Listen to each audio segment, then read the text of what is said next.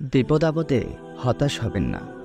সাহিত্যিক ও ঐতিহাসিক আহমদ ইবনে ইউসুফ আল মিসরি লিখেছেন, মানুষ একথা ভালোভাবেই জানে, দুর্যোগ দুর্বিপাকের ও সংকটের মেয়ে একসময় কেটে যাবে।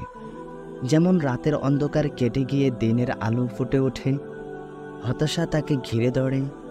অসুস্থ ব্যক্তি চিকিৎসা না করালে যেমন অসুস্থতা বেড়ে যায়, তেমনি সংকটে পতিত ব্যক্তি দৃঢ় ও আত্মপ্রত্যয়ী না হলে হতাশা ও নৈরাশ্য তাকে গ্রাস করে ফেলে।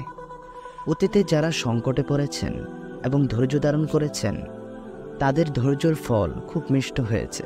এই নিয়ে গভীর চিন্তাভাবনা মানসিক শক্তি বৃদ্ধি করে, যে কোনো পরিস্থিতিতে ধৈর্য ধারণ করতে সাহায্য করে। মহান আল্লাহর প্রতি সুধারণা জন্মে।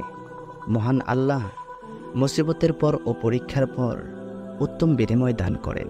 আহমদ ইউসুফ তার কিতাবের শেষ দিকে লিখেছেন, বজুর জুমহারে বলেছেন, স্বস্তি ও নিয়ামতের পূর্বে দুঃখ কষ্ট তেমন, খাবার পূর্বে ক্ষুধা যেমন। ক্ষুধার অনুভূতি খাবারের স্বাদ বহুগুণে বাড়িয়ে দেয়। দুঃখ কষ্ট জীবনের জন্য যতটা ক্ষতিকর, আত্মার জন্য ততটাই উপকারী। পক্ষান্তরে আরামায়েশ জীবনের জন্য যতটা উপকার, আত্মার জন্য ততটাই ক্ষতিকর।